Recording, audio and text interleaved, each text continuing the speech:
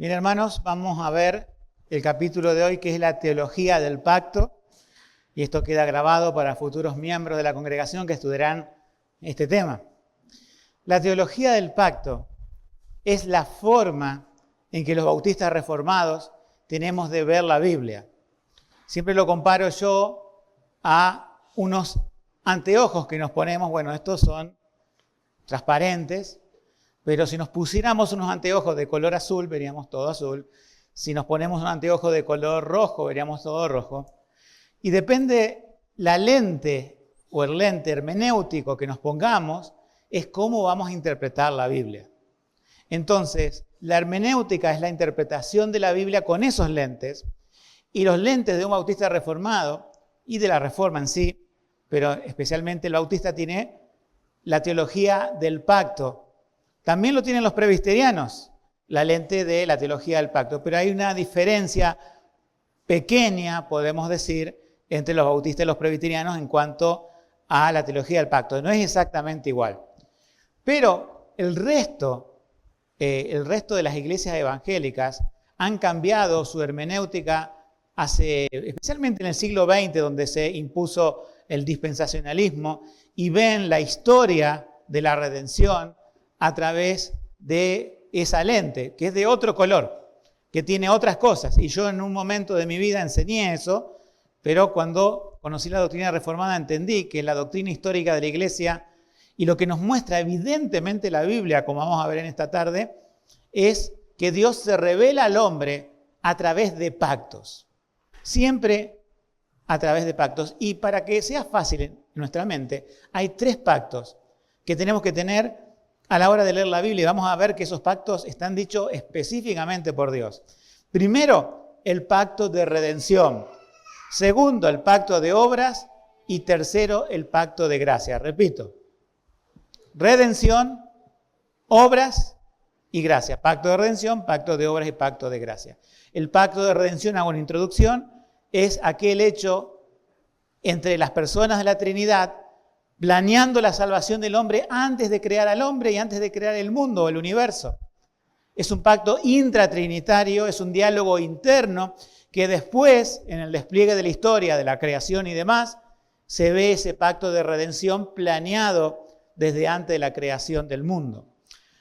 El pacto de obras es el pacto que Dios le dio a Adán, que tenía que guardar el huerto del Edén, no tenía que comer de un árbol, podía comer de todos, incluso podía acceder al árbol de la vida, pero no podía comer del árbol del conocimiento del bien y del mal. Y lo quebrantó, rompió el pacto de obras. Entonces Dios tiene que manifestar de forma visible, ¿no es cierto?, a través del tiempo e inaugurándolo con Jesucristo, lo que se llama el pacto de gracia. Que el pacto de gracia es el pacto de redención extendido como salvación al pecador.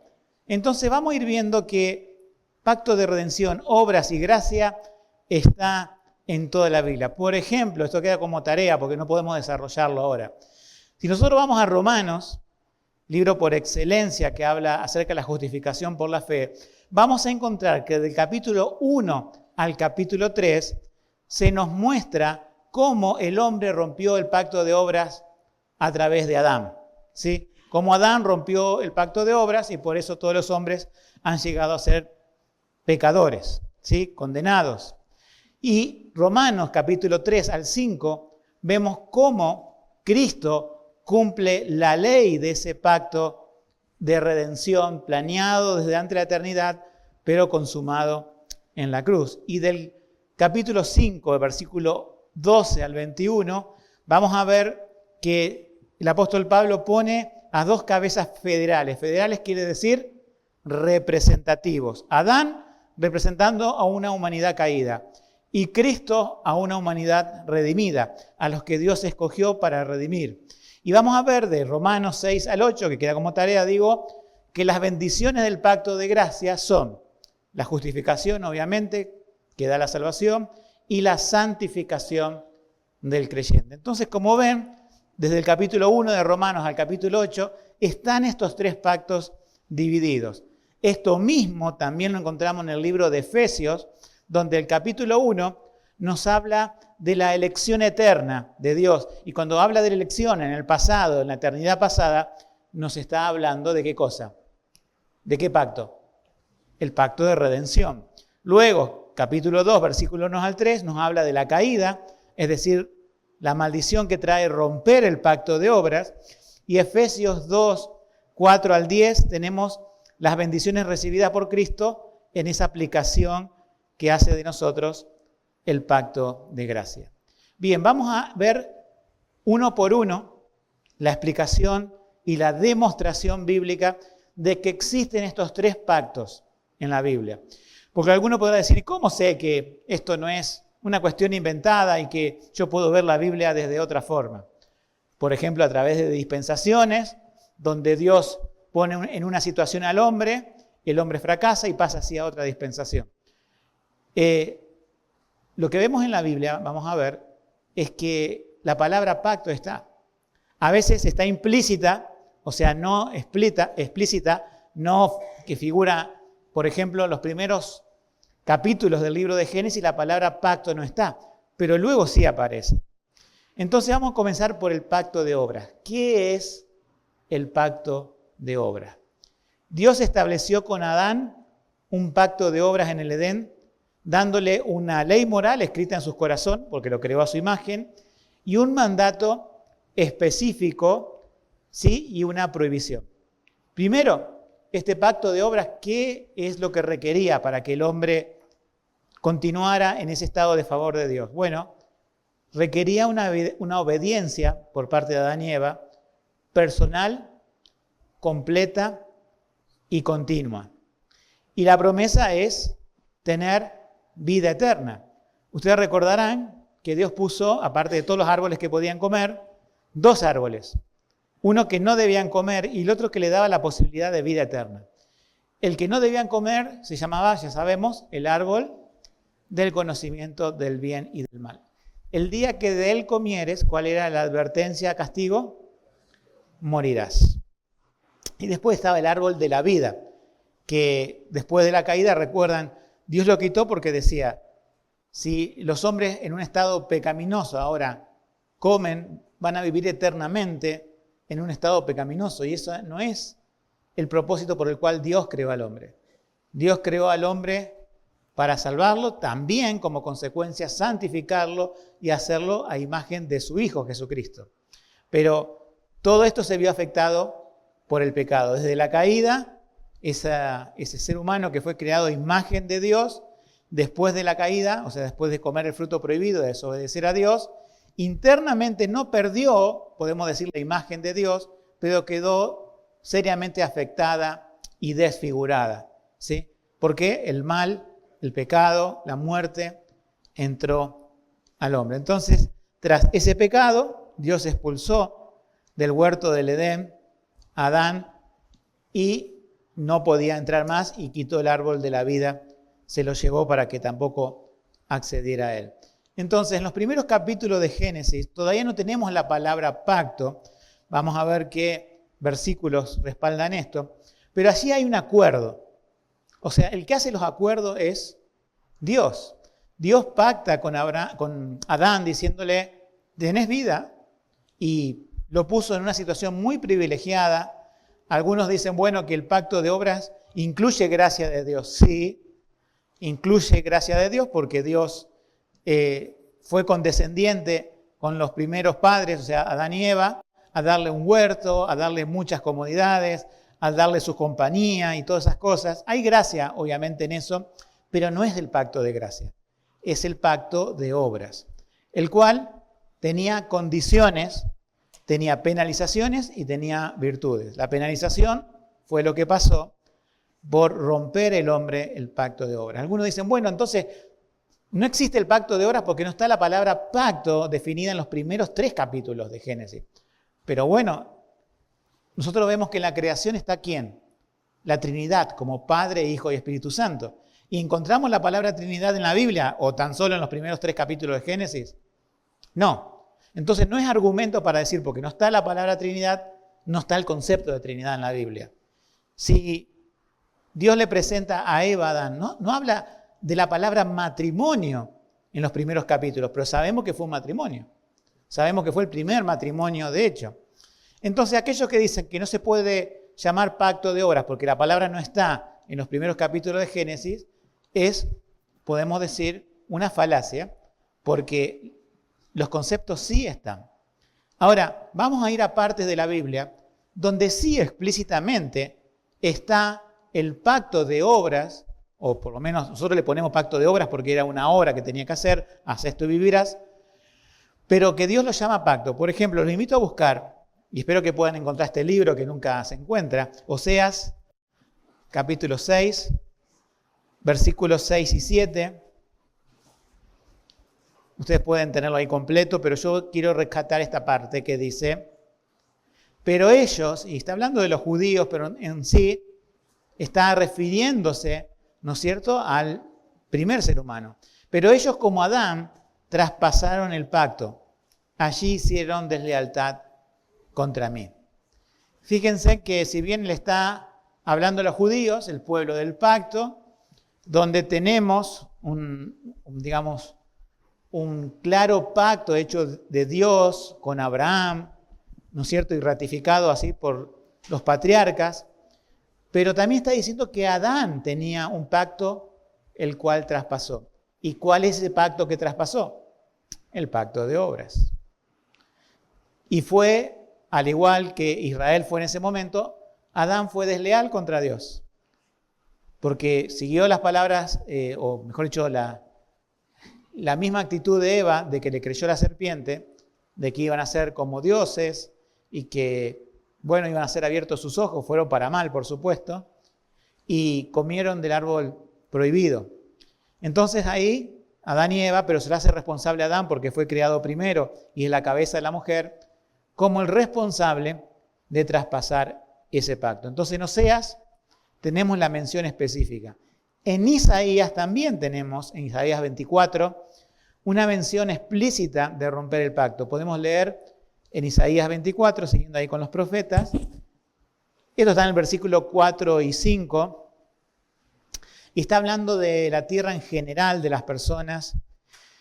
Y dice, la tierra se contaminó bajo sus moradores porque traspasaron las leyes, falsearon los estatutos y rompieron, ¿qué cosa?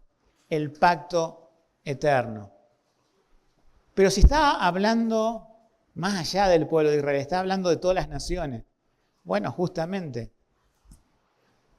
la cabeza federal, recuerden, la representación de Adán en romper el pacto de obras alcanzó a toda la humanidad. Por lo tanto, toda la humanidad traspasa sus leyes, falsean sus estatutos, o sea, lo que Dios dice, y rompieron un pacto que les daba vida eterna.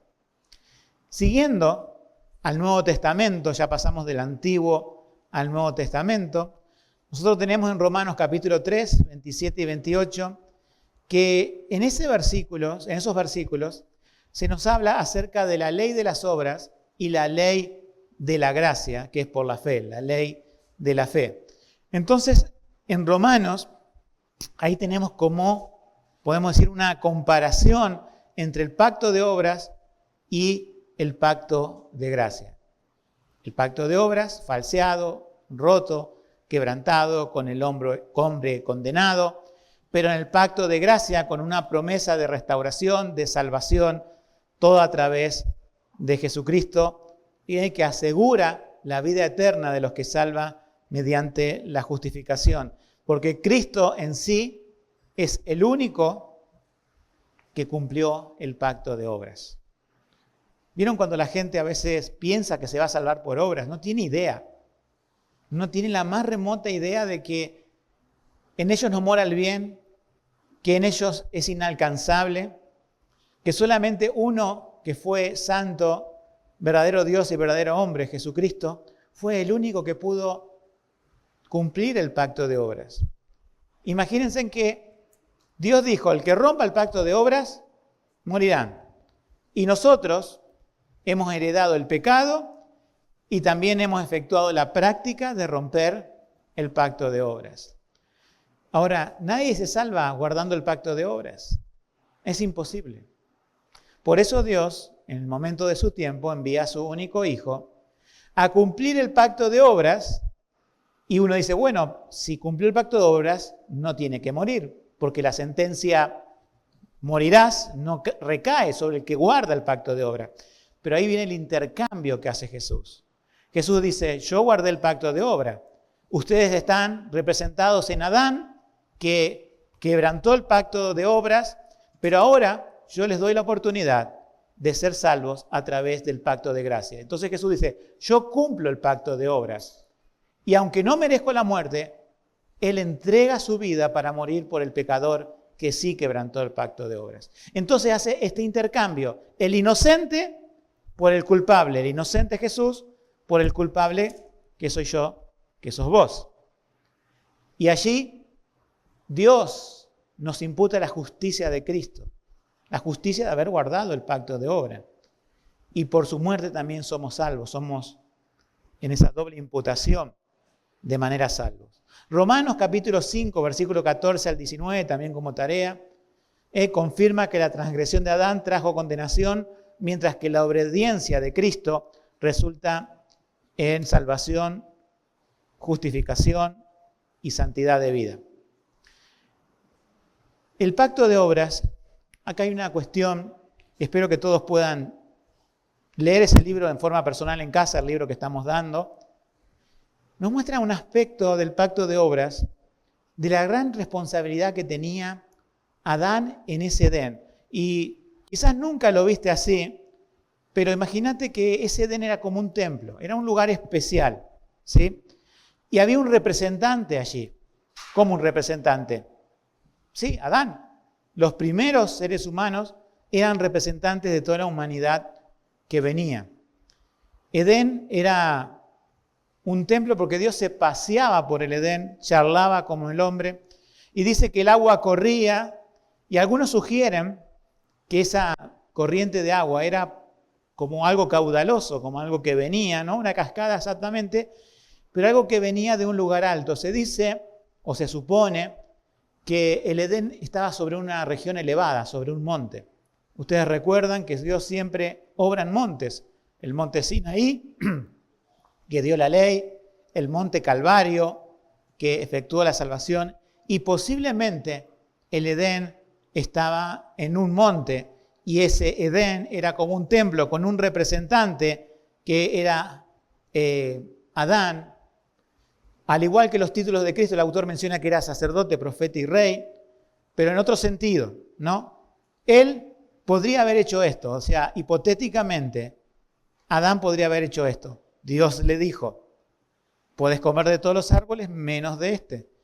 Y resulta que Adán y Eva obedecían eso. Y tenían después acceso al árbol de la vida. Es decir, que si Adán cumplía la voluntad de Dios, hipotéticamente iba a llegar a un estado mayor que el que Dios lo creó. Es decir, a una glorificación, que es el estado final del hombre también en Jesucristo, pero que podría haber sido hipotéticamente en Adán. Pero eso fracasó para Adán, porque él mismo cayó en pecado. ¿Vieron ese versículo tan conocido que nosotros tenemos de Romanos 3:23? Que lo podemos decir de memoria. ¿Cómo dice Romanos 3:23? ¿Por cuantos todos pecaron? Pero ahí está la segunda parte. Están destituidos de la gloria de Dios. Entonces, si no pecaban, iban a estar destinados ¿a qué? A la glorificación, a la gloria de Dios. Pero claro, la gloria se perdió, el estado al cual podría haber accedido Adán. Y esto es muy interesante porque Dios como que es gradual en su creación, forma al hombre del polvo de la tierra, lo crea a su imagen, lo pone en una prueba, y si pasa esa prueba, pasa a un estado mayor, ¿sí? Sabemos que el hombre, si Dios dice morirás, era susceptible a muerte.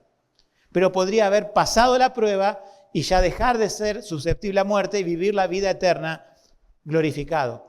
Pero nada de eso ocurrió, sino que pecó y con él arrastró a toda la humanidad y todos pecaron y están destituidos de la gloria de Dios.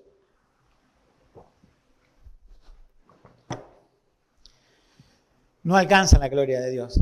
Entonces, Dios tiene que hacer un pacto de gracia, después vamos a ver eso. Tercero, la amenaza de muerte y la maldición. El pacto de obra amenaza con muerte y Adán, recuerden esta palabra, como cabeza federal o representativa, desobedeció y trajo maldición a todos los hombres. Bueno, hasta ahí el pacto de obra, ¿se entiende? Pacto de obra hecho con Adán, promete una vida glorificada, con condiciones, con libre albedrío que tenía Adán, pero el pacto de obras fue quebrantado, fue roto. Y todos los hombres, por herencia y por práctica, rompen ese pacto de obras. Bien, vayamos ahora al pacto de redención, más profundamente. El pacto de redención tiene que ver con los decretos eternos de Dios y bueno, precede al tiempo y a la historia. Y este autor dice que lógicamente vino después de que Adán pecara y quebrantara el pacto de obras. A ver, ¿cómo es eso? Lógicamente, dice. Cuando dijo esto el autor, digo, no, acá hay que explicar algo que sin duda alguno de ustedes en algún momento me ha preguntado, o me preguntarán, o los que ven el video a futuro, les va a pasar esto. No se asusten de estas dos palabras raras que voy a decir, pero me gustaría explicarlo, ya que me da el tiempo, qué es el infralapsarianismo y qué es el supralapsarianismo. Uno dice, esto no lo escuchamos nunca. Bueno, cuando algunos empiezan a estudiar teología y teología reformada, se encuentran con estos dos conceptos. Infralapsariano y supralapsariano. Vamos a hacerlo fácil. ¿Qué quiere decir la palabra infralapsariano? Miren, la palabra lapsus significa, en latín, caída. Infra nosotros lo utilizamos en muchos prefijos y decimos en infra después de la caída. Entonces, lo que tratan estos términos es, Dios decretó la elección de salvos y reprobados viendo en su mente a futuro después de la caída, o Dios dijo, bueno, este va a ser salvo y este va a ser condenado y después en su mente decreta de que para que se cumpla eso tengo que decretar la creación y caída. Eso es supralapsarianismo, es decir, que lo planea antes de la caída. Nosotros creemos, y esto es muy importante para nosotros, si alguna vez no se metieron en este tema, no importa, y si no lo recuerdan, no importa, pero aquel que se meta tiene que saberlo, porque se me puede ir para otro lado en la doctrina. Nosotros somos infralapsarianos. ¿Qué quiere decir? Que Dios decreta la creación, la caída y la elección. O sea, es necesaria la elección por causa del pecado del hombre, porque si no nadie sería salvo. Porque si vamos al otro lado, al supralapsariano, es decir, que Dios ya quiere crear algo para que se pierdan y para que se salven, entonces después ordena los medios para que eso ocurra, ponemos a Dios en una actitud que no la vemos en la Biblia, porque vemos que no es autor del pecado Dios, y los que caen en el supralapsarianismo son aquellos calvinistas extremos que dicen, no vamos a salir a predicar porque ya Dios determinó todo, un fatalismo, una serie de cosas que nosotros queremos alejarnos de eso. Entonces, para hacerlo corto, si alguna vez alguien se mete en el tema, la confesión de fe bautista es infralapsariano. Por eso el autor dice ese orden lógico.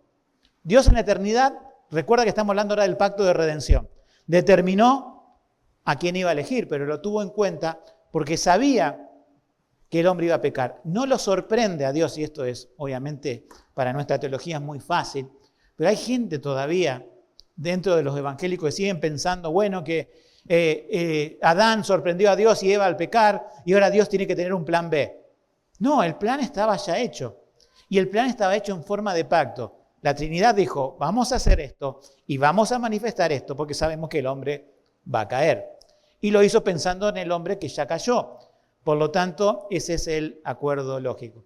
¿Por qué es un acuerdo intratrinitario, o sea, de las personas de la Trinidad? Bueno, busquemos, en esto que voy a decir podemos buscar tanto Salmo 40, 6 al 5, o podemos buscar Hebreos 10, 5 al 7, porque es el mismo pasaje. ¿Se entiende? Repito, Salmos 40, 6 al 5, pero vamos a buscar Hebreos, que es el Nuevo Testamento, capítulo 10, versículos 5 al 7. Fíjense, en el Antiguo y Nuevo Testamento están los textos que vamos a leer. Dice, en este diálogo de la Trinidad, por lo cual, entrando en el mundo, dice, sacrificio y ofrenda nos quisiste, mas me preparaste cuerpo, holocausto y expiaciones por el pecado no te agradaron. Entonces dije, he aquí que vengo, en el rollo del libro está escrito de mí, para hacer, oh Dios, tu voluntad. En ese diálogo se está planeando la encarnación. Es decir, que la segunda persona de la Trinidad, el Verbo, encarna, ¿sí? Y allí la palabra que antes conocíamos como el Verbo, ¿sí? Ahí es el Cristo encarnado. Es el Hijo, la segunda persona de la Trinidad, donde toma humanidad, verdadero hombre, no solamente toma el cuerpo, sino un cuerpo y un espíritu humano, porque así es el hombre, alma y cuerpo, y se une perfectamente a su divinidad. He aquí vengo, me preparaste cuerpo, dice, pero se entiende que por cuerpo es un ser humano completo, no solamente la cáscara, podemos decir. Y habla de las expiaciones, de los sacrificios de animales, que eran obviamente un anuncio del que iba a venir a morir en la cruz. No es que no te agradaron en el sentido de que en sí mismos no le agradan a Dios eso, porque lo que le agrada a Dios es el sacrificio de su Hijo por nuestros pecados. A Él le agradó hacer así para salvarnos. Ahora, los animales que murieron anticipaban o anunciaban como sombra ese sacrificio de Jesús. Por eso Juan el Bautista lo presenta en un contexto judío a todos. He aquí el Cordero de Dios que quita el pecado del mundo. Cuando dice, aquí vengo, en el rollo está escrito de mí, la palabra está profetizada, en la voluntad de Dios está determinada, y dice, y viene para cumplir la voluntad de Dios, el pacto de obras, para hacer, oh Dios, tu voluntad. Entonces, el pacto de redención está, como dicho en Salmo 40 y Hebreos capítulo 10. Hay otro versículo que yo la verdad nunca le había prestado atención de esta manera, porque quizás la traducción encima que tenemos ahora no ayuda mucho. Habría que ir siempre al griego, pero no estamos leyendo el griego. Y esto se encuentra en Lucas 22, 29. Un versículo conocido, donde Jesús dice, yo pues dispongo para vosotros un reino, como el Padre dispuso para mí. Ahora, esa palabra dispongo habla de pacto. Es la raíz de la palabra pacto o diatheke en el Nuevo Testamento. Es una variante de esa palabra. Es como decir, bueno, yo pacto un reino con ustedes porque el Padre pactó un reino conmigo. Y está hablando de ese pacto hecho en la eternidad, que es el pacto de redención. Ahora, antes de pasar al pacto de gracia, hay una distinción que tenemos que hacer en el pacto de redención, que es en la eternidad, con el tiempo en que vino Jesucristo. Es importante hacer esta distinción porque podemos caer en una herejía. Es la herejía de los testigos de Jehová que usan mal la Biblia para mostrar un aspecto temporal de Jesucristo para enfrentarlo con su aspecto eterno. Nosotros sabemos, por ejemplo, en Lucas 22, 42, ¿no es cierto?, que nos habla de la sumisión del Hijo al Padre. En el carácter, digamos, de la redención, lo que se llama economía de la redención, cuando Jesús dice, el Padre es mayor que mí. Entonces los testigos de Jehová dicen, ¿viste? Entonces es un ángel creado. Sí, el Padre es mayor que él. Claro, lo que ellos no entienden o que obvian, porque están ciegos a la verdad, es que esto se dice en la encarnación de Cristo. En la eternidad, Padre, el Verbo y el Espíritu Santo, no hay sujeción del uno al otro, son iguales en atributos, en glorias. No hay una autoridad de uno sobre otro, no hay jerarquías, ¿sí? Pero cuando la segunda persona de la Trinidad del Verbo encarna, podemos decir que hay una sujeción, hay una jerarquía en ese sentido humano, no divino. Imagínense que Jesús dice, fue hecho poco menor que los ángeles en el sentido humano. Y si está hecho menor que los ángeles, obviamente está sujeto a su Padre. Entonces nosotros vamos a tener en la Escritura la sujeción del Hijo al Padre. Y esta es la forma que lo entiende la teología, lo denomina con una palabra que se llama economía. Es decir, imagínense en la eternidad, Dios hablando consigo mismo de crear al hombre y de salvar al hombre y ese pacto de redención ya hecho antes de crear al hombre. Ahora, cuando la Trinidad, Dios mismo, interviene en la historia, manda en su momento, el Padre envía al Hijo. El Hijo nace, encarna, muere en una cruz, resucita y es ascendido. Y el Padre y el Hijo envían al Espíritu Santo a regenerar el corazón de aquellos que Él escogió desde antes de la fundación del mundo. A eso se lo llama llamamiento eficaz. Entonces vemos, el Padre envía al Hijo, el Padre y el Hijo envían al Espíritu Santo. No es que hay jerarquías, sino que se llama la economía de la redención. Y eso es el pacto de redención, que se manifiesta en toda la vida que vivió Jesucristo, justa, santa. Todo eso estaba incluido en el pacto de redención. Ahora, para que se entienda bien la diferencia con el pacto de gracia, imagínense que Jesús viene y cumple perfectamente el pacto de obras. Vive una vida santa, incluso va a la cruz, pero ¿qué faltaría ahí? Va injustamente a la cruz, entonces uno dice, es un hecho injusto. Pero ¿qué falta ahí? La aplicación del pacto de redención. Es decir, que si Dios no lo aplica no pasa nada, pero estaba todo planeado por Dios, que en ese pacto de redención iba a haber una aplicación. Y esa aplicación para salvación se llama ¿cómo? El pacto de gracia.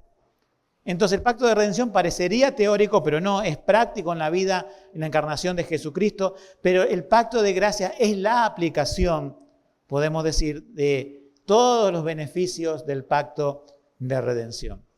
Y ahora, ¿cuándo comienza el pacto de gracia? ¿Cuándo se inaugura el pacto de gracia? Esto es fundamental porque es la diferencia, lo que voy a decir ahora, con la teología de los presbiterianos. El pacto de gracia es en virtud del Señor Jesucristo. Ustedes recordarán que hay un versículo al cual se lo llama protoevangelio, donde Dios hace la primera promesa de salvación luego de la caída del hombre, que está en Génesis 3:15, donde dice que, bueno, la serpiente lo va a herir en el calcañar, la descendencia, pero la descendencia de la mujer va a aplastar la cabeza de la serpiente, interpretándose eso como el envío de un Salvador. Entonces, algunos dicen, bueno, allí comienza el pacto de gracia, ¿no? Allí es anunciado el pacto de gracia, pero no comienza el pacto de gracia. Y uno dice, y después que Dios se revela a Noé y hace un pacto con él, ¿qué pasa? Y después Dios, después del diluvio universal, llama a un hombre Abraham y ya hace pacto como de formar un pueblo. Y después de eso tenemos que Dios habla con Moisés y hace también, da las leyes y pactos. Y después un pacto de origen, podemos decir, de reinado con David. Entonces tenemos esos pactos y decimos, bueno, eso es el pacto de gracia como dividido en muchos pactos. No. Ese es el anuncio del único pacto para que se cumpla cuando llegue Jesucristo, que Él sí cumple todas las características del Antiguo Testamento, sacerdote, profeta y rey.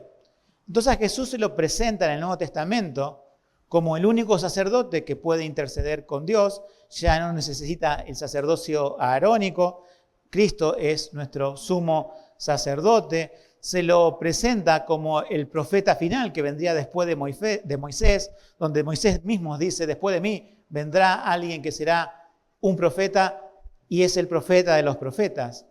Todos los profetas hablaron de la venida de ese Mesías que es Cristo y Él nos profetizó, nos enseñó acerca del Padre. Y también es el Rey, porque el reino de los cielos se ha acercado a nosotros a través del representante principal o Rey de Jesucristo, que Él es el Rey eterno. Entonces, todo el Antiguo Testamento, cuando leamos todo el Antiguo Testamento, es el anuncio de, ¿qué cosa? El pacto de gracia inaugurado por Jesucristo. Jesucristo, cuando de forma visible, audible y explícita habla del pacto, es muy fácil. Hoy hemos tenido la cena del Señor. Cuando Jesús levanta la copa, ¿qué dice? ¿Habla de qué? Nuevamente de un pacto. El pacto nuevo pacto. Y fíjense en cómo tenemos dividido la Biblia, antiguo y nuevo pacto. Pero no estamos hablando de que uno es el pacto de algo, no. Estamos hablando de que en el antiguo pacto o antiguo testamento estaba en promesa el nuevo pacto. Es decir, en sombra, en simbolismo, en anuncio. Cuando Jesús viene e inaugura el nuevo pacto, y allí todo lo del Antiguo Testamento se entiende mucho mejor, porque se entiende a la luz de ese nuevo pacto que vino Jesucristo. Entonces, nosotros interpretamos el Antiguo Testamento como un pacto, sí, pero como un anuncio y a la luz del nuevo pacto. O sea, como una linterna que sale del Nuevo Testamento y que ilumina todas las cosas del Antiguo Testamento. ¿Para qué? Bueno, a nosotros decir, bueno, ¿qué me importa el Antiguo Testamento? No, vemos toda la gloria de Dios en el plan de redención. En el plan de redención que lo planeó en la eternidad, pacto de redención, que demostró que el pacto de obras fue quebrado, por eso anuncia el pacto de gracia y ese anuncio viene hasta que se cumple por medio de Jesucristo. Entonces tenemos una unidad del pacto en el Evangelio, ¿sí? El pacto de gracia es una doctrina que muestra que solo hay un Evangelio, una sola promesa salvadora que anuncia a Jesucristo crucificado por los pecadores y resucitado entre los muertos. El Antiguo Testamento señala a Cristo por medio de varios tipos y sombras, que es lo que hemos estudiado la otra vez, He dado muchos mensajes acerca de Cristo en el Antiguo Testamento, o sea, esa sombra. Y lo revela explícitamente en el Nuevo Testamento.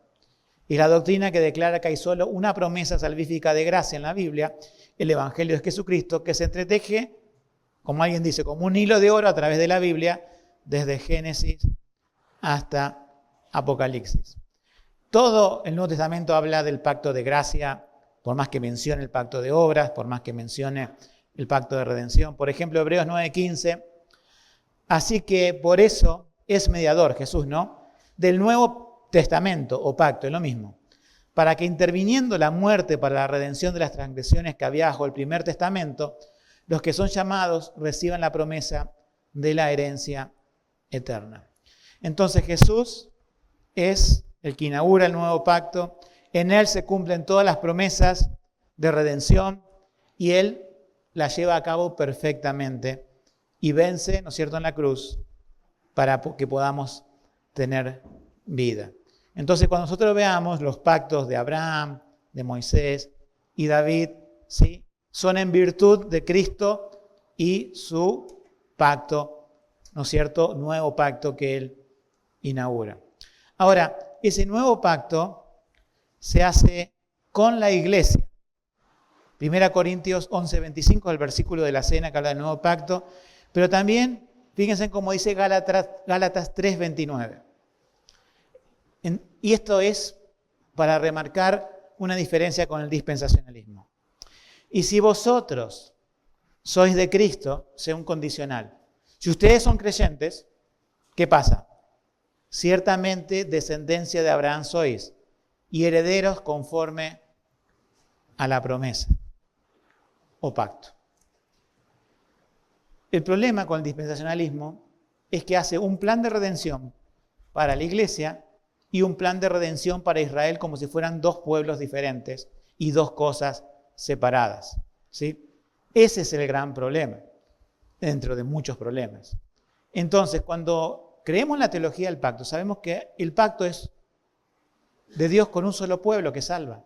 Dios escoge en la eternidad y en esa mente de Dios no dice, bueno, acá hay un círculo que es la iglesia, acá hay un círculo que son los judíos. No nos muestra la Biblia eso. Nos muestra que sí formó un pueblo geopolítico. ¿Por qué? Porque lo puso en un lugar específico de la tierra que le prometió a Abraham. Pero ¿qué nos dice este versículo y otros de la Biblia? Que si ustedes son de Cristo, ¿son descendientes de quién? ¿Tienen ascendencia judía ustedes? Algunos sí, otros no. Pero no está hablando de la descendencia de sangre. No está dando que nuestro apellido termine en una raíz judía, sino que está hablando de hijos espirituales. Cuando dice que van a ser en la simiente de Abraham benditas todas las familias de la tierra, está hablando de Cristo.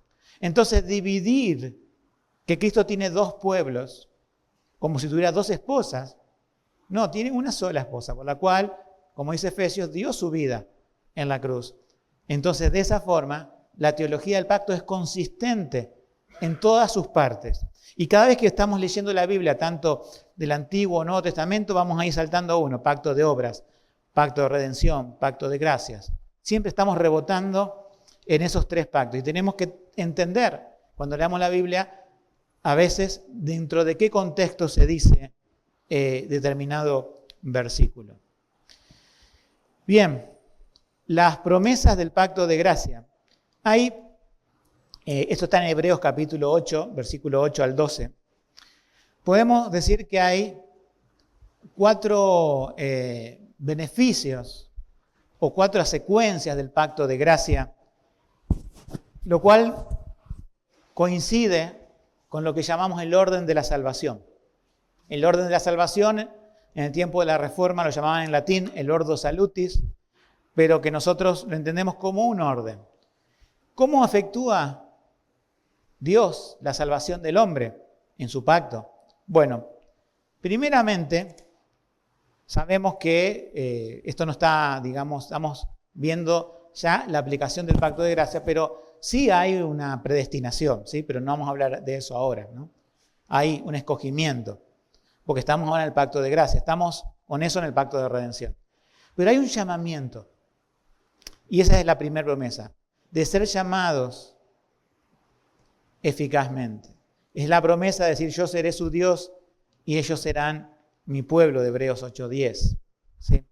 Por lo tanto, en ese llamamiento garantiza la entrada segura a la gloria eterna a través de lo que viene ahora, que es la conversión. Entonces Dios, para salvar a alguien, y es un repaso del Evangelio, teniendo en contexto en nuestra mente de que Dios escoge a quienes va a salvar. Uno dice, bueno, entonces las personas van a poder vivir en pecado, total, Dios los escoge. No funciona así. Solamente Dios sabe a quién escogió. Y no debemos especular con eso. Sí nos revela la Biblia que Dios hizo eso para que creamos en su soberanía, que no hay nada en nosotros mejor que otros por ser salvos. Si te preguntas, ¿por qué fui salvo yo y no mi hermano, de sangre? Uno dice, no hay explicación. Como tampoco había una explicación por qué amó a Jacob y aborreció a Esaú. La cuestión es que después sus vidas fueron marcadas por diferencias.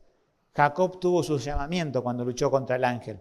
Ahí entendió la gracia de Dios. Entonces el llamamiento es la predicación de Dios en el contexto actual, ¿no es cierto?, por medio de su palabra y por medio de su Espíritu Santo.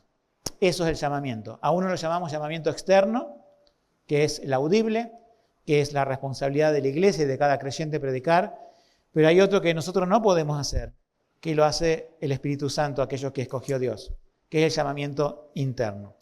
Entonces, dentro de este pacto de gracia, Dios llama a aquellos que escogió, ¿no es cierto? Lo llama por pura gracia, puro afecto de su voluntad, lo escogió por eso, lo llama de la misma manera y produce en ellos, ese llamamiento, la conversión. Técnicamente lo llamamos como la regeneración del Espíritu Santo. El Espíritu Santo regenera el corazón y da fe para creer y da arrepentimiento para arrepentirse, ¿no es cierto? Y está en esa promesa, el versículo 11, de que todos conocerán al Señor. refiriéndose no a un conocimiento de que existe, porque mucha gente cree que Dios existe, sino a un conocimiento que es salvador o salvífico. Entonces, en el pacto, en el nuevo pacto, es obvio que estamos hablando y exclusivamente de creyentes. En el antiguo pacto, en el Antiguo Testamento, en el pueblo de Israel geopolítico, no piensen que todos los israelitas eran creyentes. ¿Cuántos murieron en el desierto? ¿Cuántos murieron después de la tierra prometida? Pero murieron, entre paréntesis, en incredulidad, ¿sí? ¿Cuántos murieron en incredulidad? Muchos. Entonces, Pablo enfrenta a Israel diciendo, no todos los que son israelitas, o los que dicen de Israel son Israel, dando a entender que solamente los que creen en Jesús son los descendientes de Abraham. Y en este caso, el pacto, o sea, el nuevo pacto es solamente de creyentes. Es muy importante con respecto a la teología presbiteriana, donde ellos bautizan a los niños, pero no sabe si ese niño o no va a ser creyente, porque lo están interpretando como la circuncisión del Antiguo Testamento, donde el padre circuncidaba a ese niño, no sabiendo si realmente se iba a seguir los preceptos de Dios para su pueblo o se iba a rebelar de los preceptos de Dios, como pasó con muchos israelitas. ¿Por qué? Porque ellos pensaban que el pacto de gracia se inauguró en el Antiguo Testamento. Los bautistas reformados pensamos que el pacto de gracia se inaugura con Jesucristo en el Nuevo Testamento y que ese nuevo pacto es solamente de creyentes. Ya no es más sus familias, ya no es más un lugar geopolítico, es dispersos en todo el mundo. El que creyere y fuere bautizado será salvo. Por eso la premisa para bautizar en los bautistas reformados es que crea y no que sea parte de la familia del pacto, porque entendemos el pacto diferente a los presbiterianos, ¿sí? Obviamente, en la regeneración viene en el mismo momento la justificación, que es la aplicación, ¿no es cierto?, del pacto de gracia basado en la expiación eficaz de Cristo, quien obtuvo por nosotros redención eterna, como dice Hebreos 9:12. La sangre, por eso dice la sangre del nuevo pacto, asegura la justificación y el perdón de los pecados para todos el pueblo de Dios. Por lo tanto, como dice Romanos 8:11, no hay condenación para los que están en Cristo Jesús. Pero gracias a Dios hay algo más que se añade a ese pacto. Dios no nos salva para dejarnos nuestros pecados, sino para llevarnos o transformarnos conforme a la imagen de su Hijo. Y ahí viene un beneficio del pacto de gracia, la santificación progresiva. Dios promete grabar sus leyes, o sea, los 10 mandamientos, en la mente y corazones de los miembros de ese pacto. Ya la teníamos, ¿recuerdan? Pero ahora hay como una marca, como una gloria del nuevo pacto en que nos agrada por ese nuevo nacimiento que tenemos hacer la voluntad de Dios. Entonces Él nos capacita para obedecer su ley. Luchamos con el pecado, hermanos, sí. Vamos a luchar hasta el último momento de nuestras vidas. Pero no olvidemos esto, que dentro del pacto de gracia está la capacitación del Espíritu Santo, que usa la palabra ¿para qué? Para santificarnos progresivamente. No tenemos que andar en la vida solamente llorando por nuestro pecado que no podemos vencer, sino que sí podemos ir venciendo nuestros pecados. Por supuesto, un día la lucha, la batalla es perdida, el otro día es ganada, pero la victoria está asegurada en Cristo. Tenemos el poder del Espíritu Santo que está como un beneficio principal del pacto de gracia. Entonces el alcance, para ir terminando, no sé cuándo ven los chicos, el alcance del pacto de gracia, vamos a ver algunas consideraciones. Algunos dicen, pero en el antiguo pacto, en el Antiguo Testamento, ¿cómo se salvaba la gente si no estaba inaugurado el pacto de gracia? Se salvaba por Jesucristo, en anuncio de la venida de Jesucristo. Y uno dice, bueno, entonces esto era el pueblo del pacto, Israel. Ahí tienen un problema los presbiterianos, porque Dios nos muestra que no solamente salvó gente de Israel en el antiguo pacto, sino que salvó gente que no era del Israel. Por ejemplo, si vamos a los patriarcas, Adán y Eva, ellos también fueron salvados. ¿Por qué? ¿Por qué suponemos que fueron salvados? ¿Qué le enseñaron a Abel que tenía que presentar? Un cordero. ¿De dónde lo sacaron? De una enseñanza de Dios. Nada más que Caín hizo otra cosa y así le fue, ¿no?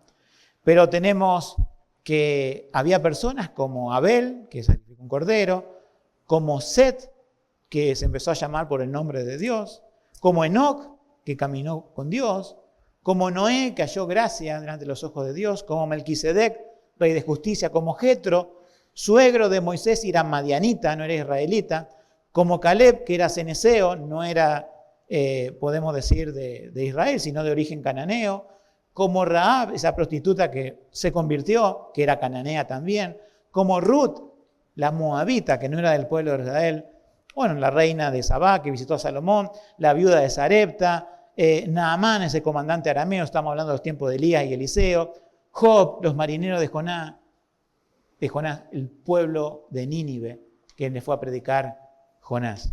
Nos damos cuenta que Dios obra en toda la humanidad en el Antiguo Testamento, referido a aquel que iba a venir a inaugurar el pacto de gracia, que es Jesucristo. Por supuesto, el pueblo de Israel estaba puesto como el testigo principal a todas las naciones de anunciar esto. Aún así, en sus momentos tuvo cierta gloria y esplendor Israel en que cumplió ese cometido, pero en una gran parte de su historia falló y fracasó.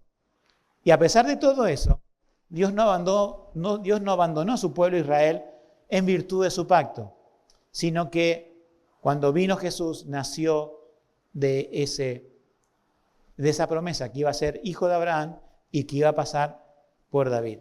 Entonces, por ejemplo, una aplicación práctica, cuando ustedes ven que el Antiguo Testamento, Dios guarda el pueblo de Israel, ¿por qué lo guarda? Porque eran buenitos en ese momento. No, por su pacto. Merecían ser destruidos muchos antes, a veces, de la transmigración a Babilonia, pero Dios guarda. Y aún siendo llevados fuera de su, podemos decir, tierra en Babilonia, ellos regresan y regresan por el pacto de Dios. A pesar de lo que hizo David y sus pecados, Dios preserva su pacto. Entonces, cuando vino Jesucristo, se inaugura el pacto de gracia. Y si somos salvos en virtud del pacto de gracia, ¿qué va a hacer con nosotros? ¿Por qué somos salvos? ¿Por qué decimos, no creemos en la pérdida de la salvación? Porque salvo siempre salvo. No, porque su pacto es eterno. Porque Dios no hace las cosas condicionales. Dios hace las cosas en el pacto de gracia incondicional. Nos salvó por su gracia.